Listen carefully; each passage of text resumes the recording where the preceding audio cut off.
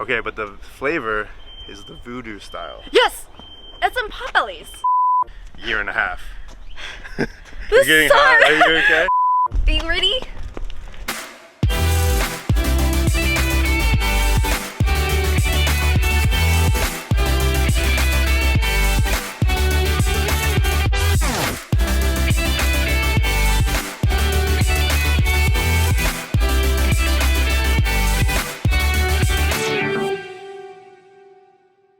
Hey guys, Gina with Sidewalk Talk. Today I am with Matt. Hey, Matt. From Cheat Codes. How are you? I'm doing good. How are you? Good. You know, exercise up this hill. Your new favorite neighborhood in LA. Yeah. You're already out of breath, so we'll see how long you can go. Dude, this is terrible. I haven't worked out in like 2 years. I didn't mean to call you out, but I've been training for this actually. Really? I got the email. So oh God. Okay. Hitting the go. Oh, hey, Don't worry, that's just my dog. So Matt, you're from St. Louis. Yes, and you're from Chicago. Yes. Wow, good memory. What was it like growing up in Chicago, St. Louis? It was good. I love St. Louis. I think they have good Italian food and frozen custard. So if you're ever in the area, Wait, good Italian food? Yeah, they're kind of known for that. Wait, St. Louis is? I didn't know that. There's like an area called. What's your favorite Italian restaurant? Well, okay, so there's a thing in St. Louis called fried ravioli that most people don't know about, but I just grew up with it, and it's just regular ravioli, but they deep fry it. And you get the marinara sauce. Wait, where is it? Where is it? Everywhere you go in St. Louis. Oh, it's just a note. So yeah, just like I grew up like thinking it was everywhere, but it wasn't. It was only in St. Louis. That sounds. And then when I came out here to LA, they're like, "What are you talking about? I've never seen this ever in my life." Wow. Are you a big foodie? Yeah, I like food. I like everything. What's like your favorite food? Good question. I really like sushi. What type of music did you listen to growing up? Yeah, so St. Louis there was a very big pop punk scene and metal scene. So I was always trying to do like the rock band thing growing up. I used to go to shows every weekend. And I remember I met Skrillex. He was in a band called From First to Last. From First to Last. And I got to meet him. He was like one of the opening bands, and they were playing in this venue. There was like probably less than 200 people. That's you know what crazy. I mean? And so yeah, I just like talked to him for a second. I was like 14 years old. What did you guys talk about? Honestly, I remember I was just like starstruck because I didn't know who he was like before that show, but I was like, oh, he was like one of the guys on stage performing. Yeah. And I was like, oh, cool, I like your shoes. And he was like, oh, thanks. And then he like touched my shirt or something, and he was like, gay is the new emo or something. And then he got on his tour bus. And, but that was like the era of like everyone had iPods. So yeah, he had this like really nice iPod, I remember. How old were you? I think he was like 16 and I was like 14. I think he's like a couple of years older. Okay. But yeah, so I used to go to those like pop punk shows every weekend. I remember just being like, oh. You went to pop punk shows every weekend? Not like every weekend, but it was just like a very normal thing that people did in the Midwest, especially St. Louis.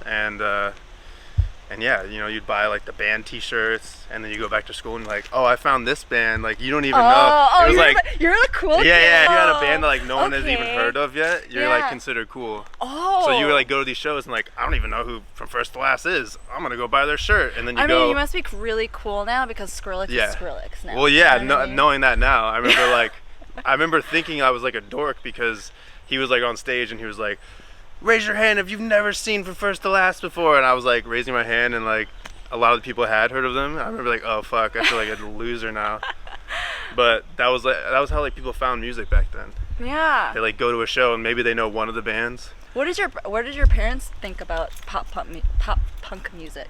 Well, they were supportive because I had band practice in my basement. Oh, okay. So they're super supportive. They're super supportive of it. Yeah. So how'd you get like into the whole music? I think they were more like concerned about the DJing thing because from their perspective, they're like, what? Like a wedding DJ? Like what? A wedding Why would you DJ? want to be a DJ? Like what's wrong with you? But they've come to a couple shows, so they kind of understand. Oh, okay. That it's more of a show. It's more of an experience. It's not just me playing, you know, the Cupid Shuffle or something. What do your parents do?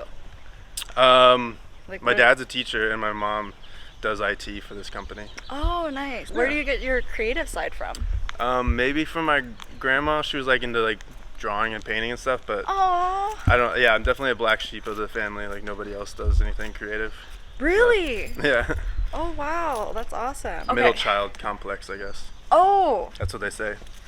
what did they say about middle childs? I'm a single. I'm an only child. Oh, okay. So you got like all the attention. You got No, spoiled. I got the worst attention. I had like you had to live up to Asian a standard. Yeah, which all I the time. didn't. You know. See, the middle child thing is the first child always gets like all the attention. The parent wants to like raise them right, and they're like on their ass all the time. Yeah. And then the middle child, they're like, he'll be fine. Yeah. Kind of thing. So I kind of was able to fly under the radar a little bit and just observe. Like I was always observing. And then I had a baby brother, and then obviously he kind of got all the wisdom from us, and they were trying to like, they're kind of more on his ass of like trying to make sure he did everything right. So it was good. It's good being the middle child. I like and as far as your position cheat codes, you're more of the like the live. You focus on the live performance. Like, what does that entail? So yeah, when we first started, none of us had any idea how to DJ or do anything like that. We were more just writing and producing in our bedrooms. Do you produce music? Yeah, so we all write and produce. Oh, okay. Awesome. So then we started putting out music. It started getting traction. We're like, oh, I need to learn how to DJ. So who taught you how to DJ? We just taught ourselves, honestly, and it was definitely the first few gigs were nerve-wracking. Like you're just like, I don't know, and you know when you first get into it, like the equipment's kind of expensive. Like if you buy like CDJs, that's like what, like it's like an investment. Yeah, exactly. $5,000, right? So I remember just being like, what the hell? Like, how are we? So instead of doing that, we had like a smaller controller, like a USB controller. Yeah. And we used to like bring that to shows, but like the second we were able to make enough money to like invest in the proper equipment, we were like, okay, we're just showing up with USBs. Like we're not doing that whole like laptop and controller. The biggest challenge you face musically or personally? Oh man, I don't know. It's a good question. I think music's just like a fun job. Like you get to create, and explore. It's not like challenging in that aspect, but I think we've been getting more into doing bodies of work. So we just released 3 albums in a year and a half. Yeah, how did you even do? That's crazy. Honestly, it was just because of COVID. Because it's the first time that we went 8 months without playing any shows since we started. So like basically right when we started, it was like pretty much busy out the gate, like doing shows every weekend for like 5-6 years straight. You know? I see. When we had that break, it was kind of like, what do we do? But then we're like, oh, let's just still be productive and be in the studio and just see how much music we can write. So we kind of just finished releasing some of the music that we made, you know, like a year and a half ago, 2 years ago. So now we're kind of starting to create like the new era of whatever we're working on. So I think when you do bodies of work, as far as the challenge, aesthetically you need everything to match up with like the single art and the album art, and then also the songs and the production needs to be like cohesive, versus if you do singles, you can just be like, this is like a whole new different vibe we've never done before. Okay, on to the next song. We can just do whatever the fuck we want again. So so yeah, you have to be like very decisive and consistent of like, what am I trying to create and what's the vibe I'm trying to create for the next like year and a half. You're getting hot? Are you okay? I'm sweating. The sun is. Before we jump in, because we're at a time limit, before we jump into Q&As, what do you want to be remembered for? That's a good question. I just want to be like, I bring smiles to people's faces, honestly. Like, that's why I like performing. Like I love being in the studio. Were you like the class clown in class? I did make jokes, but I was like a straight A student, so I wasn't like too. What was your favorite subject? I loved math and music, obviously, because to me it's like patterns. Like I'm big into pattern recognition and being like, oh, okay, if I can like balance the equation right, it makes sense to me. I'm like, oh shoot. Once I figured out like cool. You could never be wrong. In math, like you could always do it backwards. Oh yeah, there's you always one check answer. your work, right? Wow. Once I figured that out, I was like, oh, this is great. That's I cool. love this shit, you know. And then it kind of became fun, like a puzzle, you know, figuring out, okay, how do I solve this? And then, so that's kind of how I approach music in certain ways. Obviously, like music can be crazy and chaotic, and you can make it very artistic, but there is a balance to, you know, making sure the mix is right and making sure the format is right, so it doesn't like bore people or whatever. So that's kind of what's cool about doing the albums too, is you can have a little bit more leeway with that instead of always thinking about, is this going to work on Spotify, or is this going to like, are people going to be bored during this like weird build up or transition, and then switch the song and not even give it a chance. You know, you can be like, you can slip those kind of more creative tracks into an album versus everything needing to be, you know. All right, we're gonna skip into Q&As. Cool. Okay, ready? Ready? Okay, let me go this. Okay, you guys, you know, people want to focus on you, not me. One word to describe Kevi. One word to describe Kevi. He is the best laugh. So laughter. Oh man, now I have to. One word, I guess. Now I have to try to make him laugh Just during the interview. Don't say. Okay, here's what you do. Laugh? So Laughter? since laughter, I guess. So, or funny, but since I went first, when you do his interview, don't say anything and just like tickle him. It just. Why would I give you do that? I give you permission. No, I can't do that. One word to describe Trevor. One word to describe Trevor. Damn, it's hard to do like one word because I want to do like a Oh, sentence. just phrase then? Is that easier? Yeah, I think he has a really good ear. Oh, does he have the golden ear? Yeah, like he can hear something and know what it needs, or. What do you consider the ultimate comfort food? I think I eat a lot of chips. What kind of chips? Okay, so here's my Like favorite. Flamin' Hot? Here's my favorite chips. I'll Yeah. tell you, Okay. because it's kind of low key. Oh, okay. It's called Zaps. Have you ever heard of Zaps? No. It's like a New Orleans style. You Wait, can't. they have the barbecue chips. They and, have- like the jalapeno ones. Yeah. That's like the stripes. Right, but yeah, exactly, the stripes. You can't find them everywhere. There's sometimes, because I travel a lot, so sometimes I see them in like certain airports. Yeah. Okay, but the flavor is the voodoo style. Yes, it's in Potbelly's. Yes, They it's have in it at Potbelly's. Yeah, there you go. Yes. Okay. Oh my God. Yeah, I know exactly what you're talking about. But Or, the best chips is hot fries. Hot fries. Okay, I remember those back in the day. I haven't had them in a Only while. It's only in the gas stations. Yeah, like it was ratchet like places. like old vending machines that have been there for like 20 the years. ratchet spots. Yeah. Do you consider yourself an introvert or an extrovert? I'm definitely an introvert, but I'm not shy. Oh, okay. But like I need to recharge, get my energy back. How do you think you've grown as a person since you first started? Well, definitely experience is good. Like you don't sweat certain things. Like if certain small things go wrong, you're not as like stressed or like freaking out about it. You know, you're like, oh, You're like, well, we've been here whatever. before. Yeah, I think we've experienced like every mishap that can kind of happen like on stage to where if the audio cuts out for a second, it's not that big of a deal. It's like whatever. It happens. Yeah, you know, but when Yeah. you first start, you're like, oh my God, that was like my Yeah. worst nightmare. Yeah. You good? Oh God, this hill. Biggest lesson you learned in the music industry? Ooh. I think playing the long game is good, especially now you see, Playing the Even- long game. right, like you see a lot of these bigger artists, whether even it's like a Taylor Swift or a Kanye West, Yeah. and they sign these deals that were probably great deals 10, 12, 15 years ago, I and see. and now they're realizing that their masters are so valuable. Oh. Like they're more valuable than they ever thought that they could possibly be worth. So it's like in hindsight it's 2020, but at the time if you're Taylor Swift and you're like, Yeah. Everything. nobody knows me in the world, I just just want to take- be like sign- recognized for my music, Yeah. then it was probably like an amazing deal for her to sign. But now looking back, she's like, oh, I wish Shoot. I owned these masters, or I wish I had more control over my masters or Right, whatever. right. So I think even if you don't necessarily think that whatever you create, like your IP, is going to be as valuable as it will be, you never really know. Piece of advice you'd give your younger self?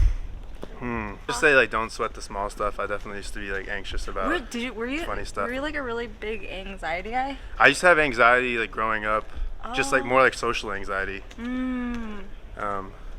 now I don't really give a fuck. Oh, good. What is the key to happiness? Key to happiness, I think, at least for me, I think it's gratitude.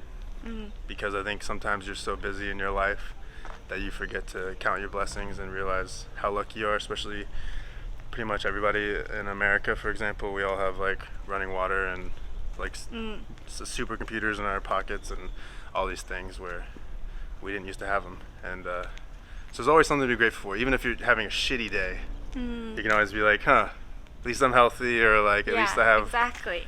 you know, Good shelter. mentality. Yeah. What's the one thing most people don't know about you? Well, I don't know. It's a good question. Like, I'm from Missouri. I go hunting once a year. You go hunting? I actually just started, but yeah. Whoa! So Where do you I'm hunt? a little bit into it. I'm not like Oh, wow. How'd you get into that?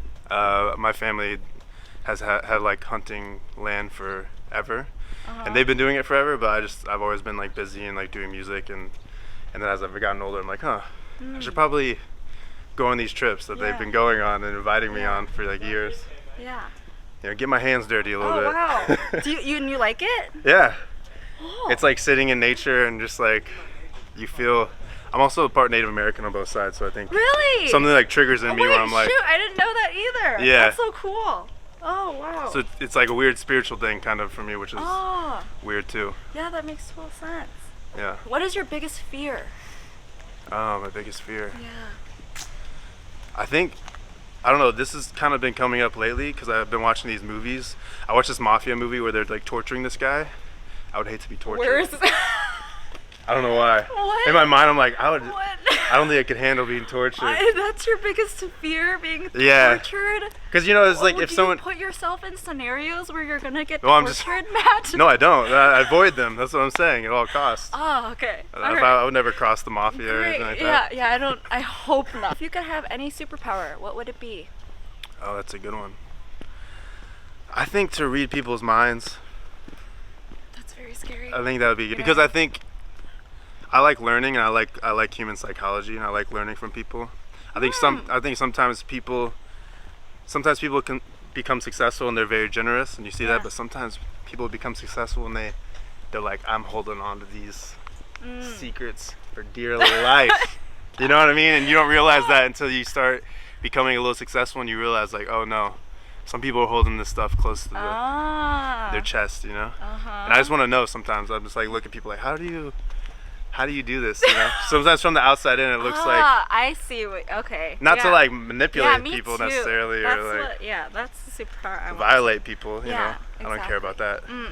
I'm not that curious. Like I'm Yeah. not that curious of like, what do they think about me? It's more just like, how do you tick, you know? Yeah, right. Because everything's so fake now with Instagram and the social media. people are good at lying or good gotta at keep your circle small. Mm-hmm. You know, best piece of advice you ever received. Okay, that's a good one. Okay, so I have this really good friend named Harry. I met him out here when I first moved to LA. He's a shaman. He told me basically that a lot of people try to live in a linear way, right? Like linear time. And they get stressed out because your mind's either in the past or the future, right? So if your mind's in the past, typically you're depressed.